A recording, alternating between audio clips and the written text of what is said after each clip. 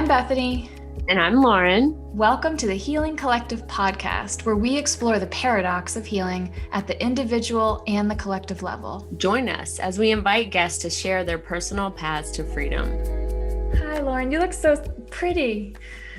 I'm really excited about it. You look so good. Now I want to be wearing some shit like that. Well, I'm affirming one of the big things I'm affirming in 2021 is like bringing forward my goddess and my divine feminine.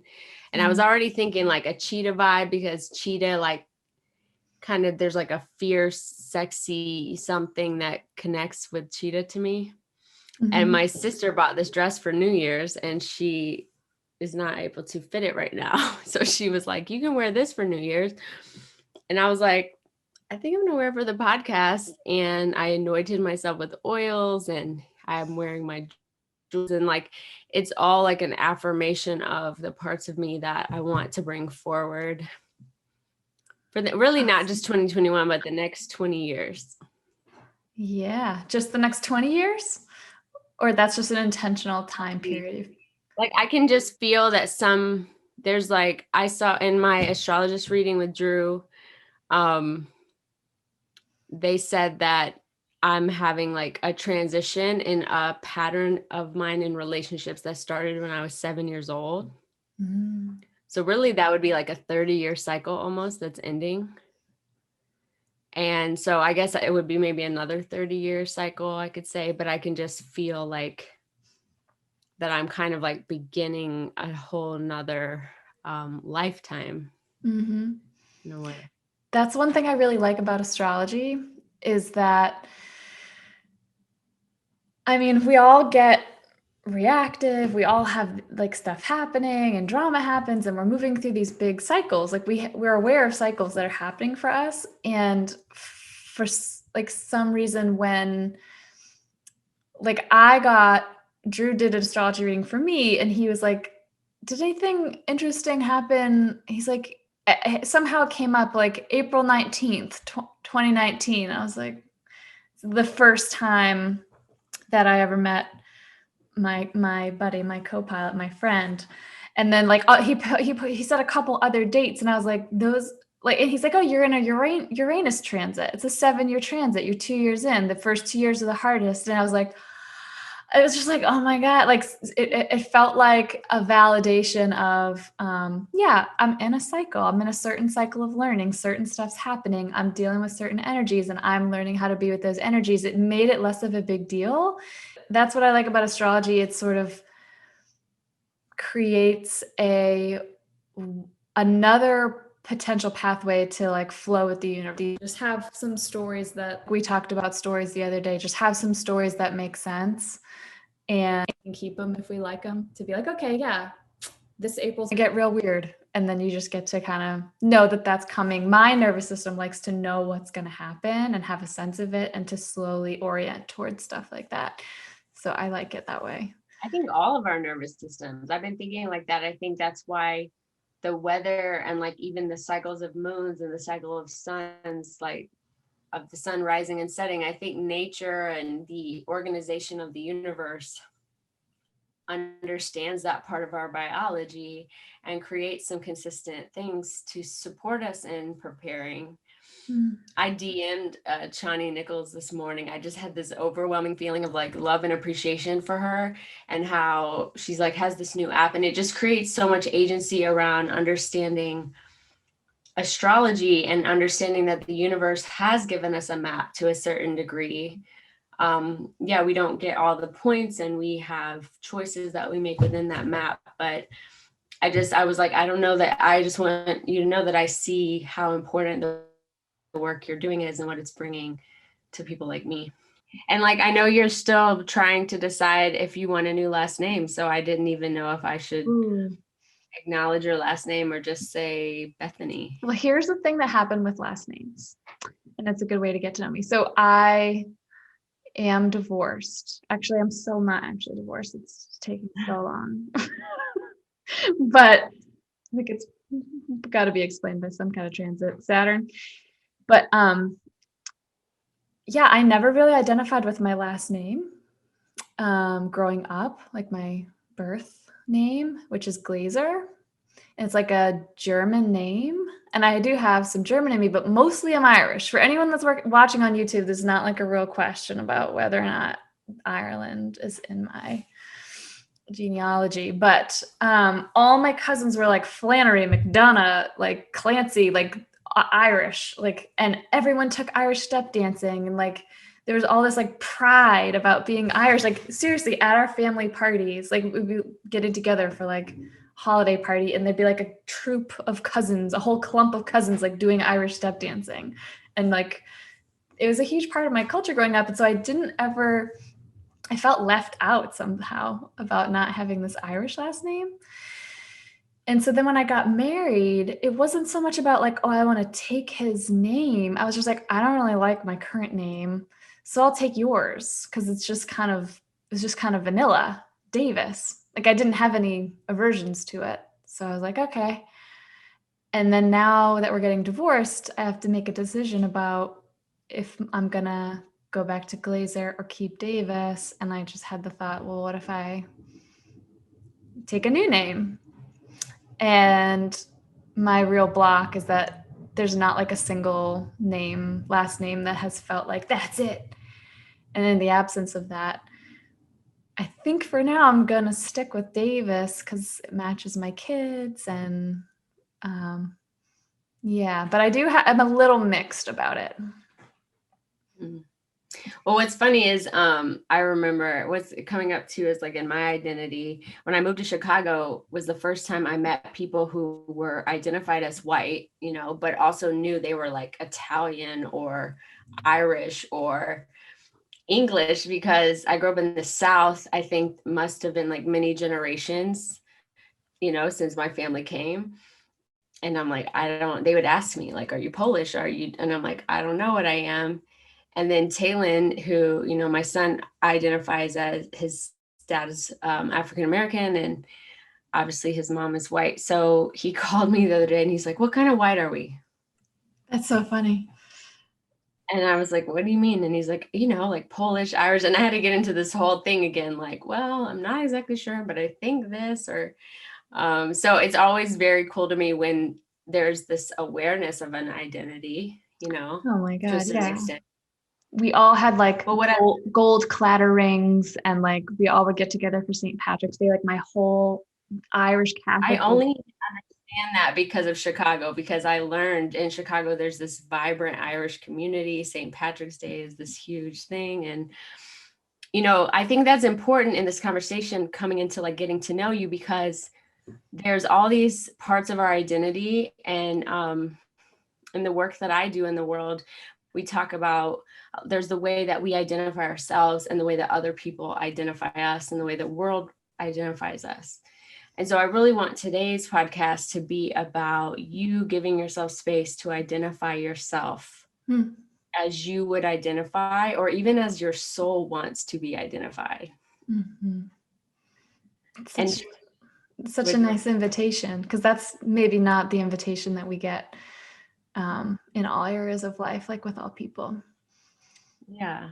Mm-hmm. And I think it's an opportunity. Sometimes the soul speaks before the mind.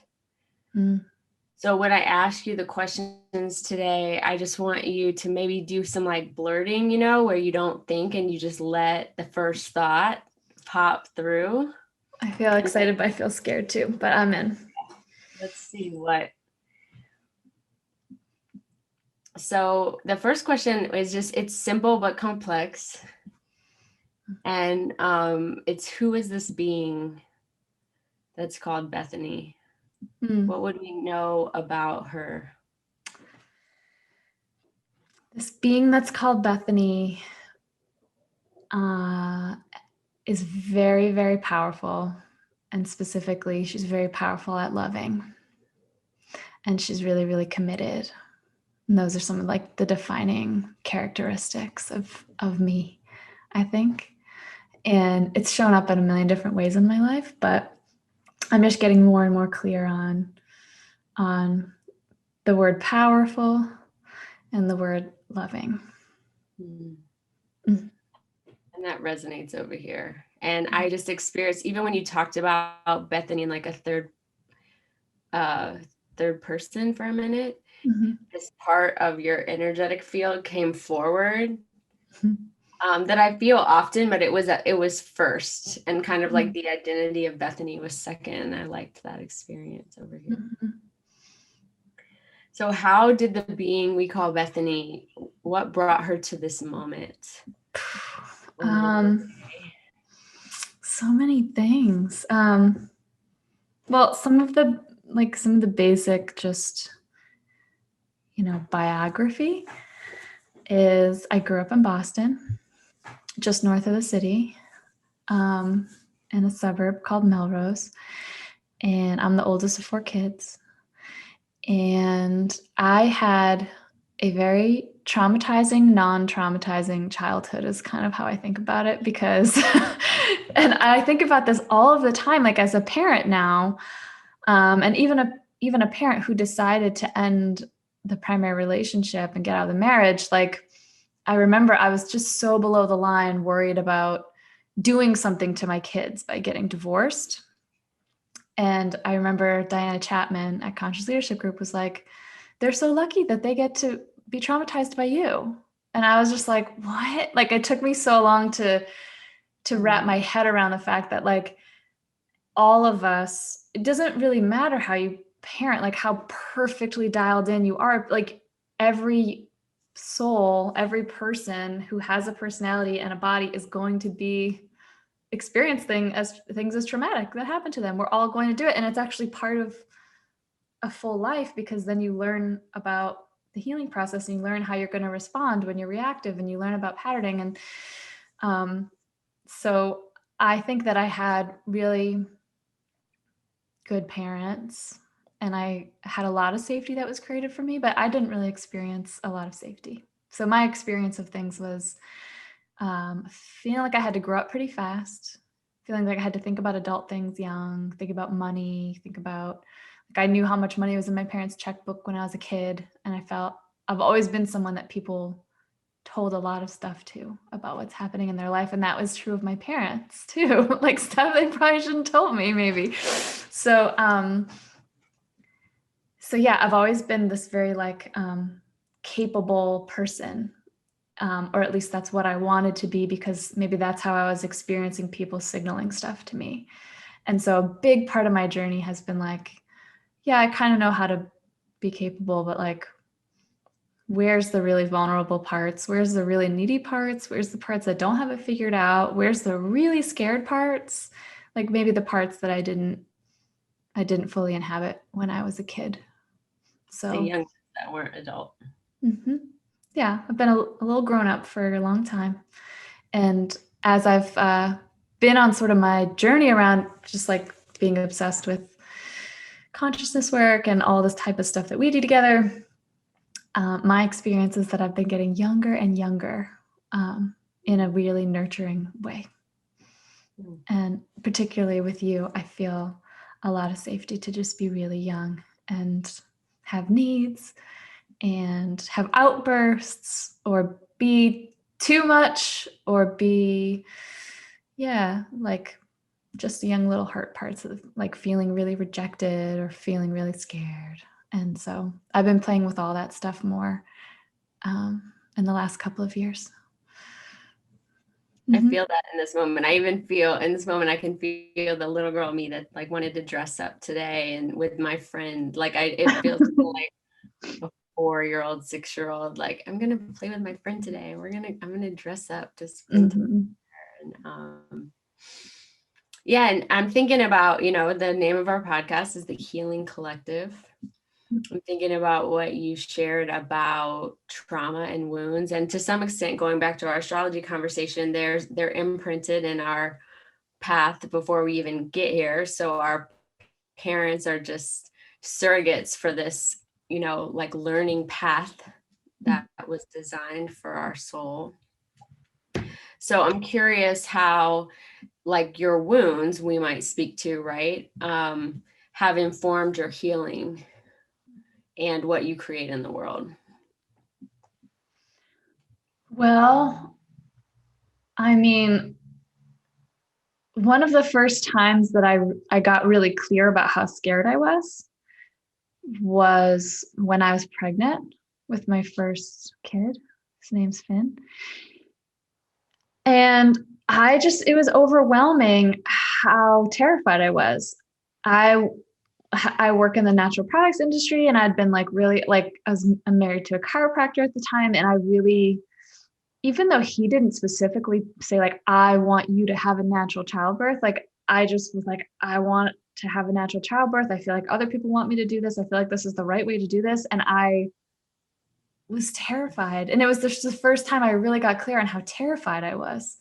And I took a bunch of classes, and I took I took the Bradley method. I took all these different like childbirth classes. And then at the last minute, I found hypnobirthing, and they talked about your nervous system and fear in the body, and how if you are scared in the labor process, you're going to create different hormones than if you're in a calm state or in a state of trust and basically breathing and like not holding your breath because you're scared. And I was like, oh my God. Like, and then I just felt really empowered, like getting in touch with how scared I was. I started to have, like, I got this sense of agency, and I did like a crash course in hypnobirthing. And one of the hypnosis things that we did, I was like a visualization where it was like, pick how long your labor is. And I said 2 hours. And they said, pick what the sensations you're going to feel during your birth. And I said, pressure, like to replace it with the idea of pain, basically. And that is exactly what happened. Like it was 2 hours to the minute. Like Finn was born at 10 a.m. on the dot. And like things kicked in around 8 a.m. And I was like, oh my God. Like it was the first time I had this sense of how powerful our subconscious mind is and our unconscious mind, and how empowering it was to not like grin and bear it and like get through something in some challenging, hard way, but to be like accepting how scared I am, and then like allowing that myself to be with that, so that I could build more trust in my system. And I think how this relates to the original question is like, when that happened, I was immediately like, and this is like this being a Bethany thing, I was like, okay, I'm going to learn this and teach this to everyone I know. And so I was in a class to become a hypnobirthing practitioner, like within a couple of months. And I was teaching like 6 months later. And like everyone around me that's had a baby since, like all my cousins and all my friends and people from work, employees of mine, like everyone, I'm like, do you want hypnobirthing classes? And so even things that have been really scary or felt really challenging, like when those things have happened and these traumas and these wounds that exist in my system, something in me has loved when I really learn something about that or integrate something about that or get excited about feeling alive when something integrates. I turn it into, how can I help other people with that?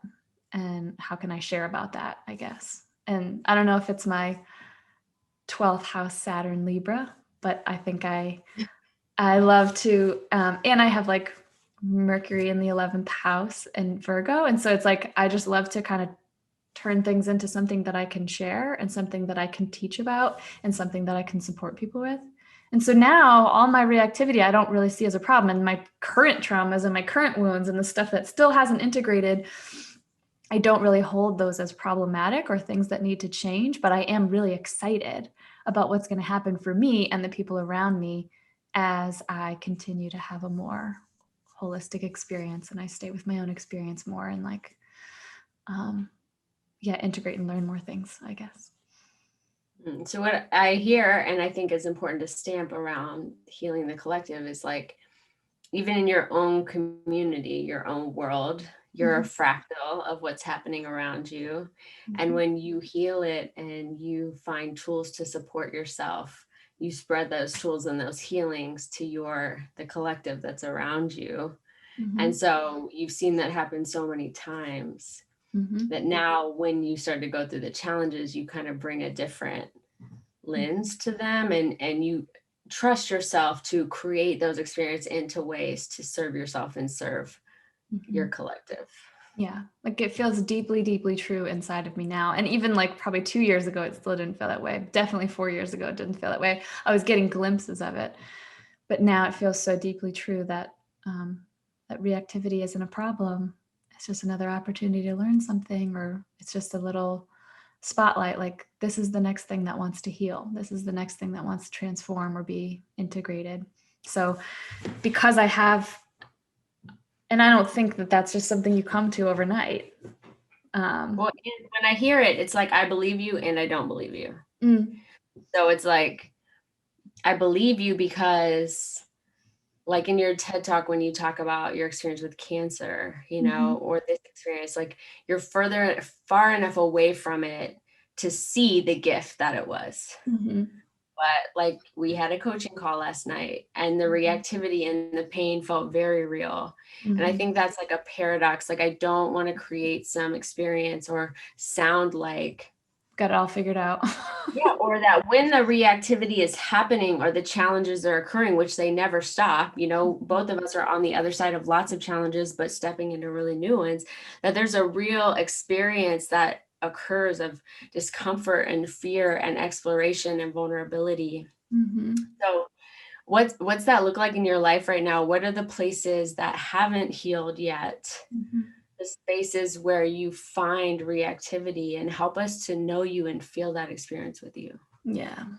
The stuff that's happening, and this has sort of always been true in different ways, but the stuff that happens for me where I'm getting really reactive and I'm not willing to shift yet, like I'm still learning about it and I'm not on the other side of these things, have to do with, they mostly show up in primary relationship, like in dating or relationships and things like that. And I have a ton of different like stories and personas that are involved in all of that. But I think this whole idea of like that I'm not too much for somebody else and that someone else is actually going to want to experience and be with my whole self and my whole person in a full way. I still have like beliefs around that and I still feel really scared about it, I think. Although I can feel big pieces of it moving, that still comes up for me. And then I do have a lot of reactivity about my siblings that comes up. And I feel like there's a way where, like at work, I'm not very reactive. Like I'm pretty much can hold a lot of presence in my professional life. That part of my life has always come pretty easily, I think. And then like the closer it gets to, like the closer the relationships get, there's still a lot of stuff. Like in my friendships, it's pretty clean and we're doing it, like we use a lot of these tools and there's a lot of ease and freedom. But it's kind of like what you were saying with yours. It's like we don't live together, we don't share money, like there's so many things that we're like there's all these layers that are cool and then the inner layers that are still totally inflamed for me at times and that feel really real and like I feel really, I can get so scared about, have to do with like these very, very core inside layers, which are either like boyfriends or my siblings. I think those are the main ones. And I think of it like and as I get older, I'm getting more clear, like what's my sandbox and what's my, like what I call my constellation, like the people and that are in my life for my deepest healing and for me to really learn love with. And I used to go to the sandbox and meet the people there and like idealize them and just be like, I just want to be in the sandbox all the time. And I totally ignored my primary relationships or deprioritize them. Or if I was dating someone, I would just go to the sandbox and keep meeting, you know, a new partner or a new person to play with while it was fun and make the more real things like less than. And now it's like, I think there's some real value to that awareness that, you know, your siblings, your intimate partnerships, there's like some real alignment with what your soul came to do there. And that all these other spaces that you get some easeful experiences as practice to go into those deeper lessons that are like probably more core to why you're here. Yeah. And a lot of it's like at bats around, ooh, there's some drama, there's some reactivity, there's something happening here. And then you get through it on the other side of it and you're like, oh my God, like now I really trust that when that was happening. And I've kind of been building my tolerance more and more. And it's getting down to sort of some of the core stuff. And because my highest commitment is looking at this stuff, it's coming up. It's coming up big, and it has been, over the last couple of years. And I can always I will be fully reactive. Like I was on Zoom last night with Lauryn coaching me, like fully crying and being in the drama triangle, like being reactive, and it's fully real. It kind of takes over the nervous system at some point. But I can also find the part of myself in those moments that can hold it. So there's like a way, and that feels newer. Like that's the trust I'm talking about. Like I don't trust the reactivity. Like, oh, good, I'm reactive. Let's see what we're going to learn today. It's like, it's real. Like it is a real experience that's really truly happening in my nervous system. And it's not like there's no issues anymore, but it's like I have learned in these other softer, safer realms that I can trust the universe, and that it's for my highest learning. And so because I want to integrate, because I want to learn, because I'm into this stuff and I just think it's fun and I just feel alive. Like when I see what I'm really up to, or, when I become aware of something that was totally unconscious to me that I'm doing or have been doing my whole life, I feel super excited. Like I feel like energy run through my whole body. Even if it's really hard to swallow at first or something like that, it's still thrilling to me. And now I have this. What's that? So much agency in that place. It's like once that like light comes on, as painful as it can be or hard to look at or feel, there's, I think we spin in some patterns and it can start to feel like powerless or overwhelming. And then when you're like, oh, I actually could shift this, something could be different. Yeah. And it's definitely not like I've shifted everything in my life. And that's fine too, because I think I used to be really interested in like fixing everything, shifting everything, learning everything at a rate that wasn't really friendly at all. And I would be pushing past all this stuff and skipping all of this stuff. And it's like, that's not friendly to my system. So what is friendly is the pace I'm doing it. And my Kathy Latner is my therapist, my somatic experience therapist. And she says she defines trauma as, which I assume it's a Peter Levine thing, but too much, too fast, not enough support. And even some of my patterns that I've been in drama, doing kind of the same stuff for years, I just really trust my own system. Like, no, I'm not ready to just flip that whole pattern on its head and break it and shift at this moment. Like, I'm just slowly orienting and slowly getting ready, and I'm making sure that I'm getting enough support and that it's not too much and it's not too fast. And that's my agency. Yeah.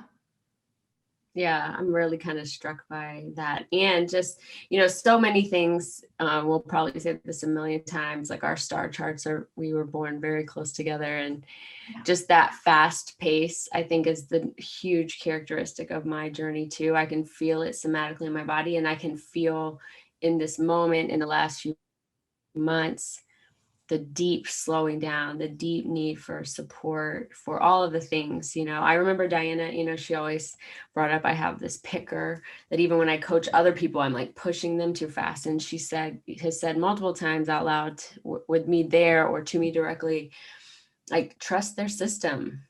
If they resist, if that's not where they want to go, like, trust their system. And just learning what that means, on personally watching it in you. I just think we can't underscore that enough. And especially when it comes to collective healing, because I always think about the way like a plant grows, it's like this gentle, slow unfolding.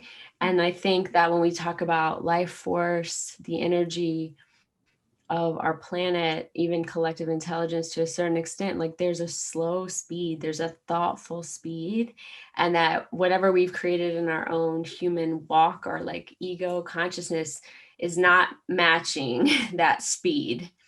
And there's something as part of like getting into the healing or getting into what's happening collectively about slowing down and finding that vibrational flow, and moving at the same pace as life instead of trying to get ahead of it. One of the biggest examples of that I've noticed wanting to share is like, so I met somebody who is also super into consciousness stuff, and we were dating for like 4 or 5 months, and I was really happy, and I was just like super pumped about dating this person. And when we got involved, we both said we weren't really looking for anything. It was my first relationship after my marriage, and we were kind of like, you know, both kind of in a non-committal kind of place. But then one thing happened, the next thing happened, and then there we were, and we were just kind of in it together. And he broke up with me. And I had a sense that that was going to happen, but I still, it was like I wasn't ready to totally feel through all that rejection, because this is probably the person he knew me inside and out. Like it was only 4 or 5 months, but so much had happened, and he'd seen so many vulnerable parts of me. And like, I get that I have just rejected rejection my entire life. Like, I've never been broken up with before. Like, I've just beat everyone to the punch, or I won't even go for something if I think that there's too high of a likelihood that a rejection is going to be there. So I've avoided feeling through the feeling of rejected my entire life. And what a perfect person for me to learn this from in so many ways. And we dated for like 4 or 5 months. I took a full 12 months before I was fully ready, before my system was ready to face some of that rejection and like what really happened for me around it, and to let him go.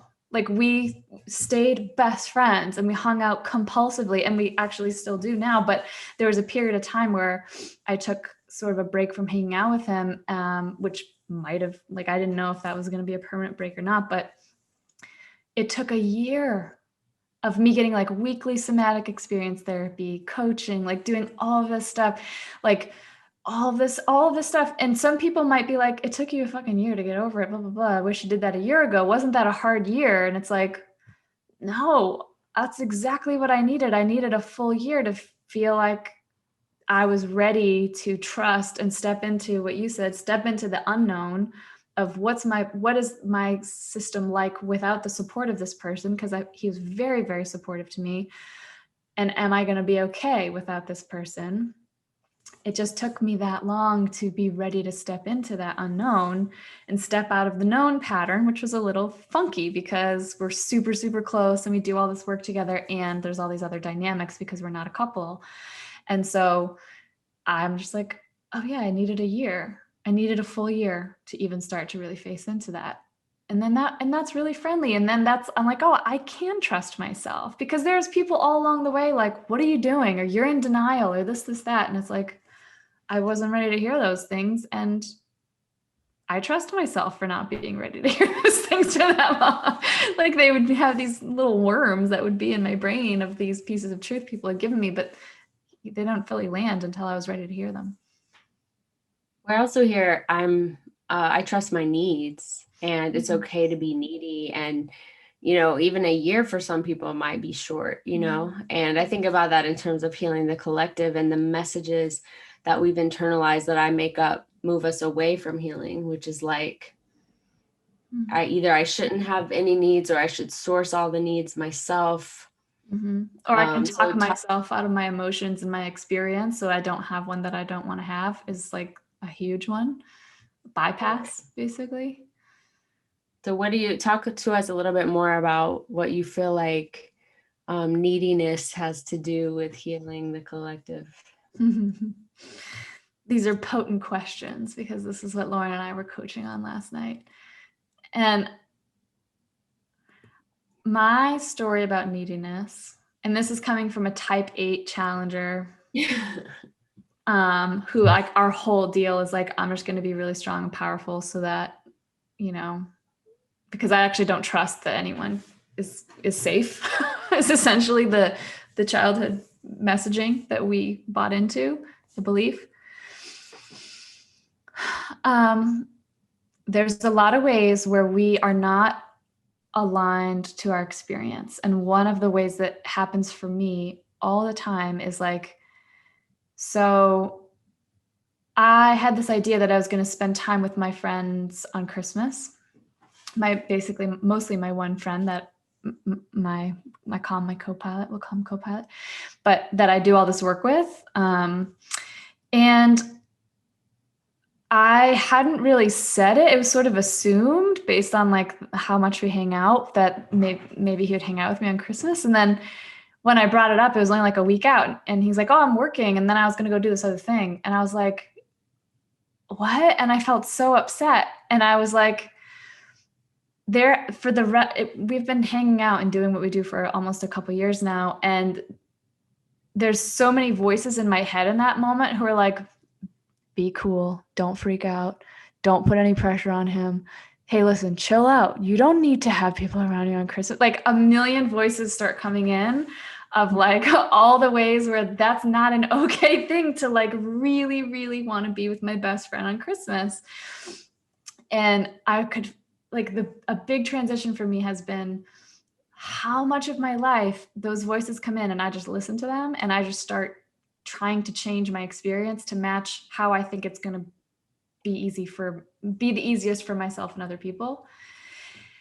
And the amount of energy that it takes to gaslight yourself like that and not honor whatever your experience is so much.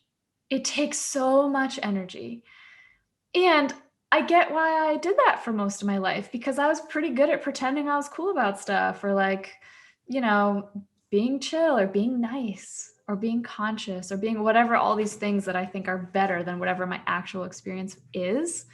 And so one of the things I've been working on, and why it was important for me to like actually break away from that relationship a little bit, is like, the reason that I would do that is because ultimately I'd be scared of losing the person. So it's like, well, I'll just pretend I'm not needy, or yourself. not. Like you're betraying yourself. Totally self-betrayal, like deep, consistently as a self-betrayal, so that I can maintain connection with people that I'm like want in my life. And that I see that everywhere. I see so many of us not even knowing what our own experience is, or allowing it, or certainly not honoring it. And that's something I've been playing with lately. So like, he went to pee and he came back and I was like crying, and I was like, here's what I want. And I just said how sad I was and that I really wanted to spend Christmas with him, and also acknowledged that I was reactive. And I started to think back. I'm like, why am I so reactive about this? And I'm like, oh, last Christmas I was by myself and I didn't think I was going to be. And I was super upset. And 2 Christmases I was by myself. My kids had not been with me for a couple Christmases in a row. And I was just like, it wasn't just about I wasn't going to be with my friend on Christmas. I was like, this is about every time I didn't ask for what I want on a holiday. All of these nostalgic moments, all of these moments where I was too scared. I didn't want to rock the boat. So I just took what I was given and didn't even ask for what I wanted. And so I was like, here's what I most want. And I had a sense that it was going to be like, I'm pressuring him, or I'm like, is this a manipulation because he already had another plan, or I'm too needy? And it's like that thing comes up, but I just asked for it. And then he changed his plan and he came and hung out with me on Christmas, and it wasn't even that big of a deal. And the amazing thing is, once I actually asked for what my need was, I was like, I really want this. This is what I most want. After I asked for it, that was what felt most vulnerable. And then afterwards, it was like, oh, if he doesn't come up on Christmas, actually, I think I'm going to be fine with that. Or I'll have my mom come by, or actually I like being alone now. And I used to never like being alone. So there's something about that.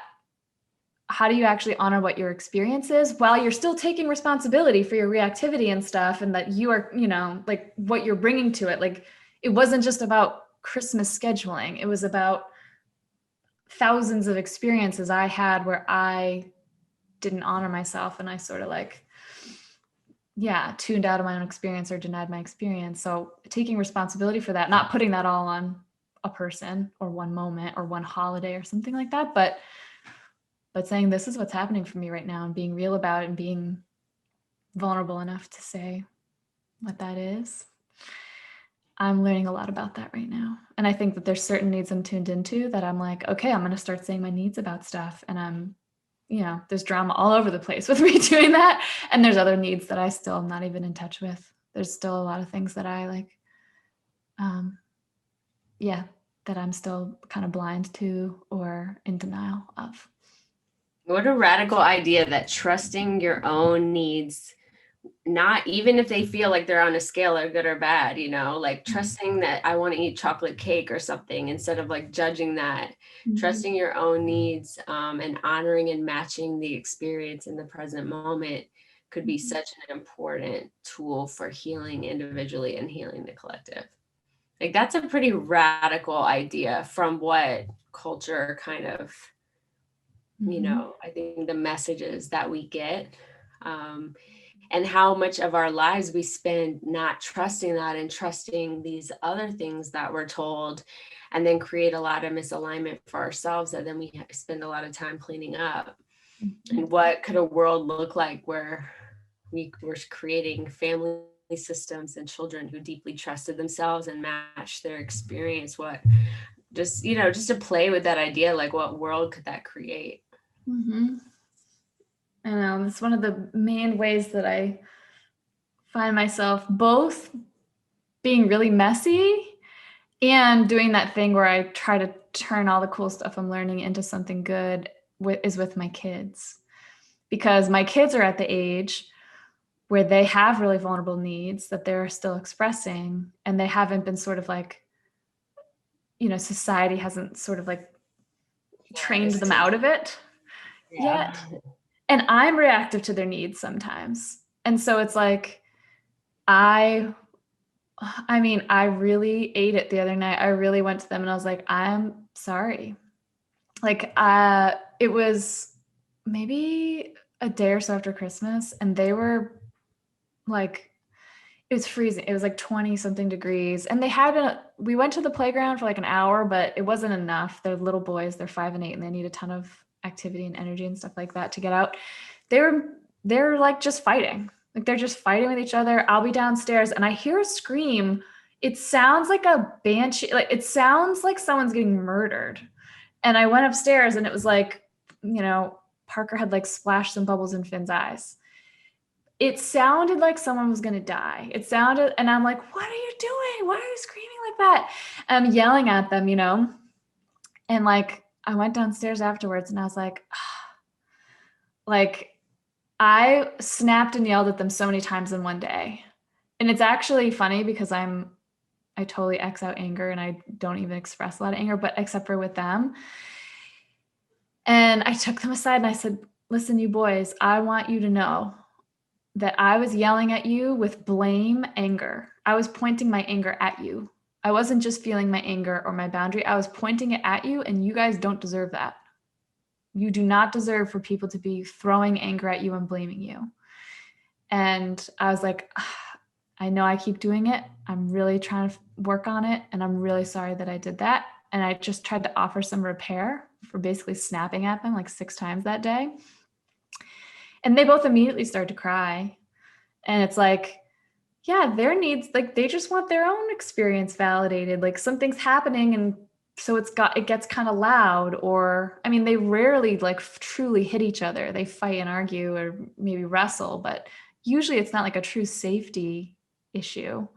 Usually it's, kids being kids and having these full experiences. And so, and me just wanting to control, like be less loud or don't scream or don't scare me that something bad is happening or whatever. And I just really care a lot about them knowing that their experience is okay, because it took me till I was 38 years old to start to get okay with my own experience and actually believe that whatever experience I'm having is okay. Yeah, and it's really hard. Yeah, you're pointing to like how these relationships, to your point, the close ones to us, we project the things that are in us to be healed, and your neediness is something that wasn't allowed, right? And so there's a way that then their neediness triggers that in you, like stop being needy. But then also because of the work that you've done and because of the awareness, like you can catch yourself and you can create a restorative experience for yourself and for them to a certain extent. That's what I think is so beautiful about the reciprocity of relationship when you're conscious of what's happening. Because we aren't going to do it perfect and we are going to have these wounds. And in a lot of ways, we can't get around the wounds. But I see it, if we're in an orientation of how the universe is for us, we're attracting all of these people into our system, and we're being attracted into other people's system to support everyone in the system to have restorative experiences. And like what a gift that is when you become available to offer that, you know, whether it's your son or your siblings or, you know, this friendship that you share about, and when they can create it for you. I think there was a lot of freedom for me when I think it was like Diana over and over again in different words being like, you're gonna traumatize your kids. Like you're gonna fuck it up. Like you just are. Look forward to it. Like count on it. And then when I kind of realized that it's not just about like being a perfect parent or protecting your kids from anything challenging or bad, that it's like, no, they need to know what to do when challenges happen. That's part of what they're learning about. And how much can I just take responsibility? How can I model taking responsibility? I just yelled at you from below the line in villain, blaming you and in anger and throwing my anger at you. I want to take responsibility for that. That wasn't your fault. You don't deserve that. Like that feels powerful to me. Trying to do it perfect feels crazy making. But knowing that the restorative part, the repair part, the me taking responsibility after I'm out of that moment of being really reactive, that feels friendly and powerful. And I'm like, I can do that. I can do that. I can commit to doing that. And I can stay on that path and show them that. And then they know that they can screw up. They know that they can make a mistake and that that's okay. And that everyone does it. And that's part of a whole human experience. And that they can learn how to repair and how to take responsibility. Yeah, that brings up something kind of as we're coming in for the landing. I'm thinking of like this question and maybe one more.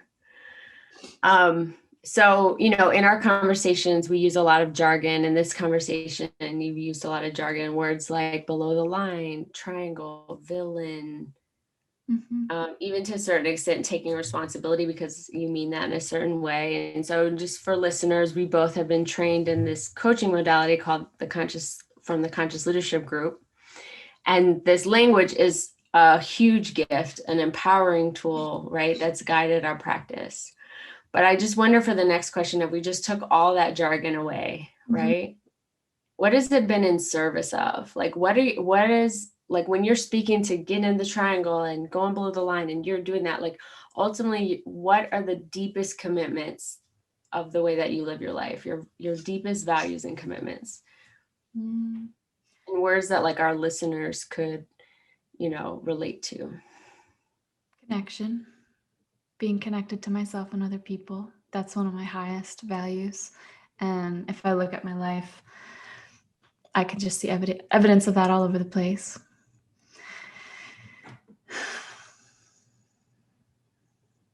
And there's something about being like a change agent. Like I like to stand for things and change things. So like, I mean, I think about my work. I basically am an environmental activist and I approach it consciously and I do put all this stuff on that and I use all these tools, but I'm basically working on trying to save the planet from, you know, from global warming and like from poisoning everybody with chemicals. And that's a big part of like my value system is like not is to actually like these are the things I want to change and actually working on doing that stuff rather than like complaining about stuff that's happening and not doing anything about it.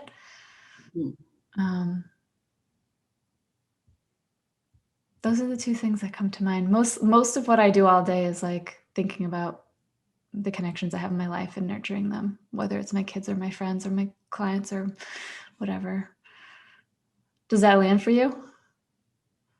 Yeah, for sure. I'm curious, like, even if we went a layer beneath that, right? Like, it seems like you orient yourself in a certain way towards whatever's happening in your life. Like you have a certain kind of process or an orientation. Like it's something that's been consistent in this conversation is like, I could say if I was reflecting back to you what I see as your values and commitments based on listening to you, it's like that all of life is an opportunity for growth. That suffering or things that are difficult are just as important as things that are good, and that I use everything for my learning. You've expressed like really an experience of really being with your experience, being with your feelings, expressing the truth of who you are, taking responsibility for what's yours, repairing with others. Like those are things that,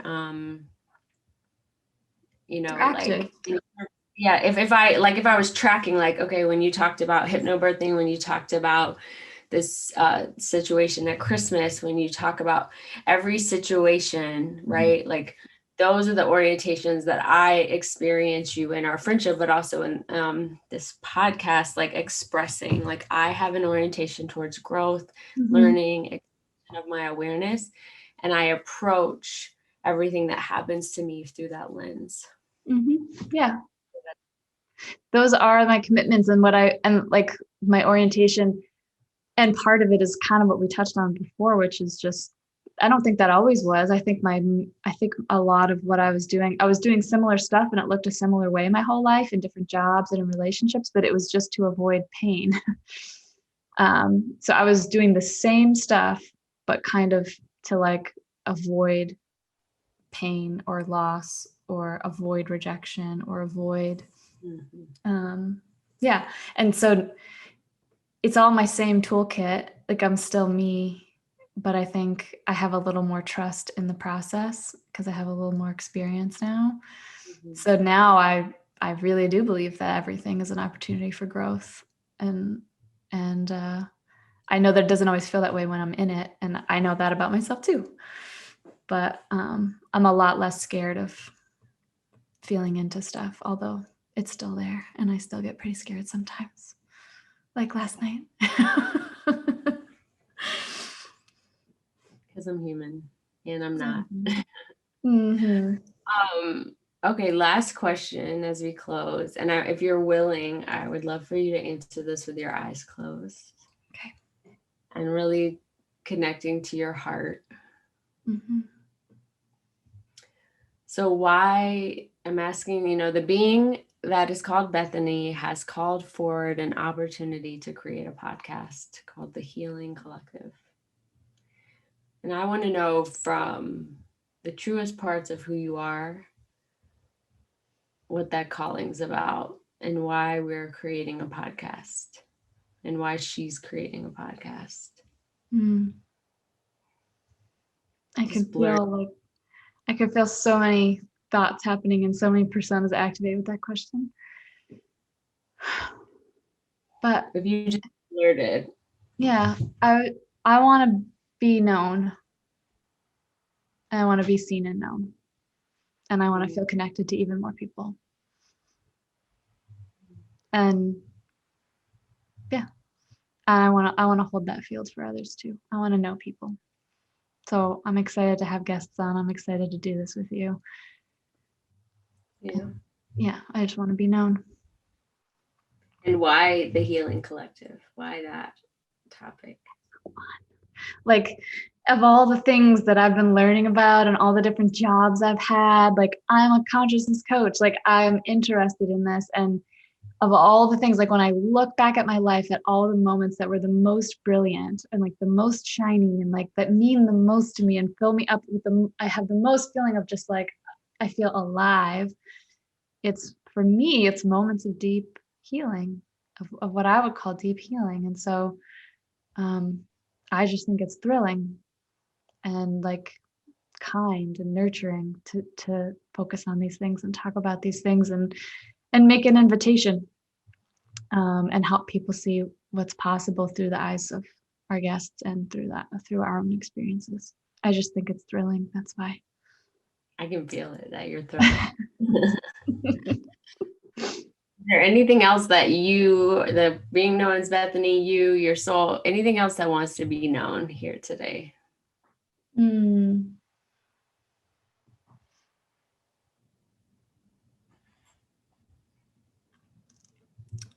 My favorite color is blue. This is like a very young person talking. I have some best friends. I have a group of women that I'm best friends with, and we work together. We do our work together, and we actually create ritual ceremonies for people in times of transition that use all these tools too. It's called the Wilderness Collective. And I'm a coach for the Conscious Leadership Group, and I want people to know how important Jim and Diana and the other coaches on that team are to me, and how instrumental they've been in like all the cool stuff I've been learning and experiencing, and how much they've held me, and how primary their model is for me, how supportive it's been. And I want people to know that I work at Megafood. I work full time at Megafood, and it's an awesome company, and we're doing really amazing work around what does conscious activism look like when it comes to the environment. And so, those are all things that I want people to know in just like a grounded way. But and I think that's good. I think I feel complete. Thanks for letting us see you and know you. That's my favorite thing. Hey everybody, if you've got any feedback for us, we welcome it, or ideas about future guests, email us at healingcollectivepod@gmail.com. Our website is thehealingcollectivepodcast.com. We are at Healing Podcast on Twitter, and we are at Healing Collective Podcast on Instagram. Special thanks to Monda Creative, who edits all of our podcasts, and Two Tall Women Productions, who produce. Thank you.